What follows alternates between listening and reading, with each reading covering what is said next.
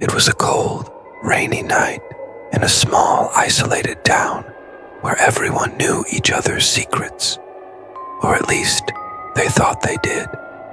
Sarah, a young woman in her early 20s, had just moved into her grandmother's old house at the edge of town.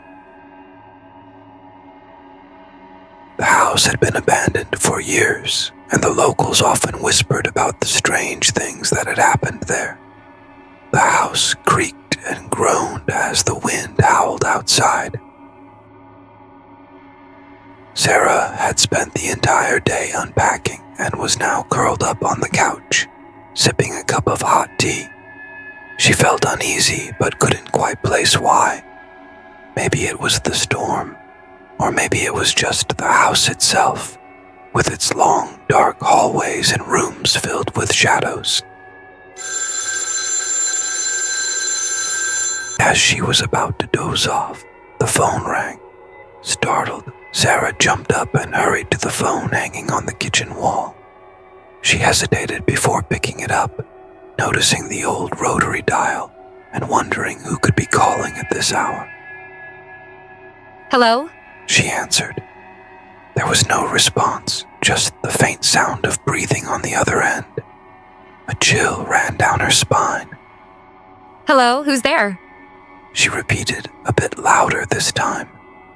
The breathing continued, slow and deliberate.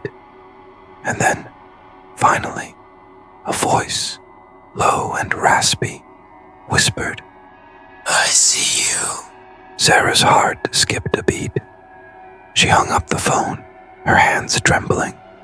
She tried to convince herself it was just a prank, but something about the voice felt too real, too close. She double-checked that all the doors and windows were locked, then returned to the living room, trying to shake off the feeling of being watched. She sat back down, pulling the blanket tightly around her. The wind outside seemed to howl even louder, rattling the windows as if something or someone was trying to get in. The phone rang again. Sarah stared at it, fear gripping her. She knew she shouldn't answer, but something compelled her to pick it up. Hello?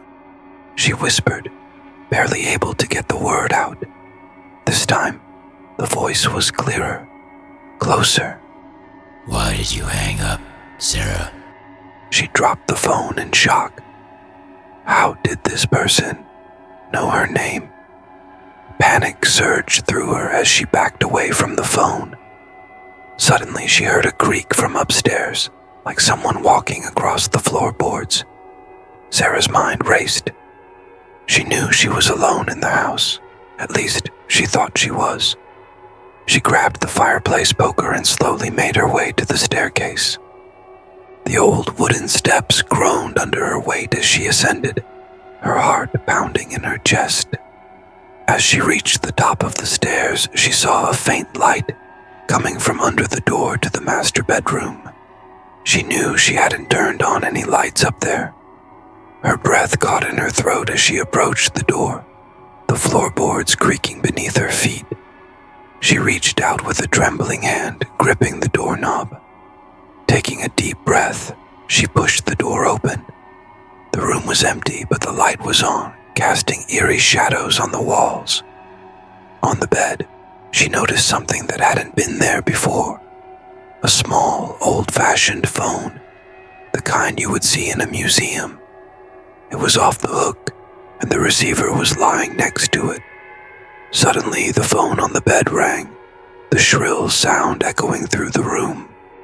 Sarah froze, staring at the phone in disbelief. Slowly, she approached it and picked up the receiver with a trembling hand. Hello? She whispered, her voice barely audible. The raspy voice returned, even more menacing now. I'm in the house, Sarah. I'm right behind you. Sarah spun around, the room spinning with her. But there was no one there, just the darkness and the sound of her own rapid breathing. And then, she heard it, a faint, almost imperceptible whisper in her ear. You're mine now. lights flickered and went out, plunging the house into darkness. Sarah screamed, dropping the phone as she ran for the stairs. But as she reached the top step, she felt something cold and clammy grab her ankle, yanking her back into the shadows. The next morning, the townspeople found the house eerily quiet, the front door wide open. Inside, there was no sign of Sarah, only the old phone off the hook, with a single word scratched into the wall above it: "Mine."